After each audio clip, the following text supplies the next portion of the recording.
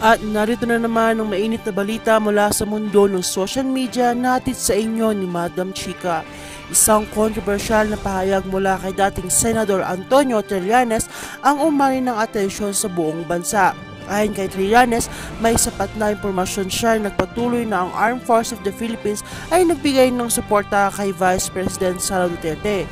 Sa kabila ng mga akusasyon, may mga interesadong grupo sa loob ng militar na nagpalakas ng politika na posisyon ng Vice Presidente.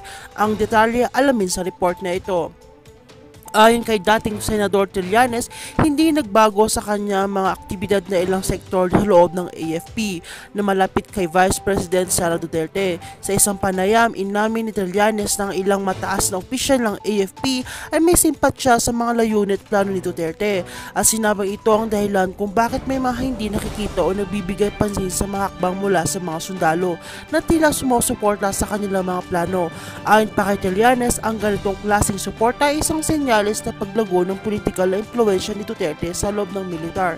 Gayunpaman, nilinaw ng Trillanes na hindi daman ito pangungulugang ang buong AFP ay pabor sa Vice President. Sa kanila, may mga bahagi ng militar nagmamasid at hindi sang-ayon sa posisyon ng mga opisyal nagpakita ng ganitong uri ng suporta. Isinusulong din ng dating senador ang pananaw na ang ganitong dinamika ay maaaring magdulot ng tensyon at hidwaan sa loob ng AFP. Kaya't mahalaga ang transparency at tamang pagtingin sa mga hakbang ng gobyerno at mga militar na may kinalaman sa politika.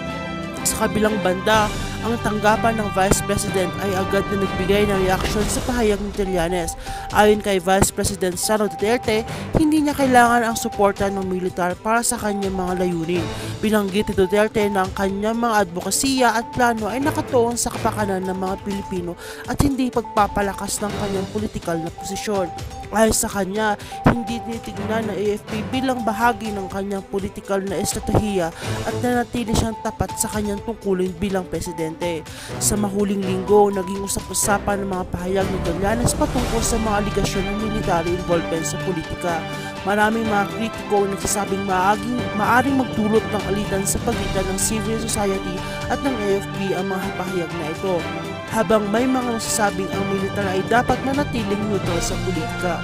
May mga iba na may sumusuporta sa ideya ng ilang bahagi ng AFP ay may karapatang magpahayag ng opinyon hinggil sa mga babansang issue, kabilang na ang mga kandidato sa halalan.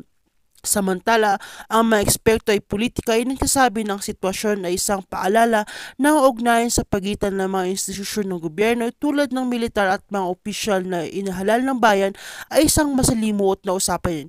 Mahalaga ang nila ng patuloy na magsagawa ng mga hakbang na magpapalakas sa integridad ng bawat institusyon at magpapatibay ng demokrasya ng bansa. Para sa ngayon, ang mga susunod na kaganapan ay patuloy pang susubaybayan ng buong bansa. Iyan ang mga detalye ukol sa pahayag ni Trillanes at ang reaksyon mula sa mga kinaukulan. Patuloy namin i-update kayo hinggil sa mga susunod na development sa isyong ito. At kung bago ka pa lamang sa akin channel ay huwag kalimutang mag-like, share and subscribe para update ka sa aming bagong balita.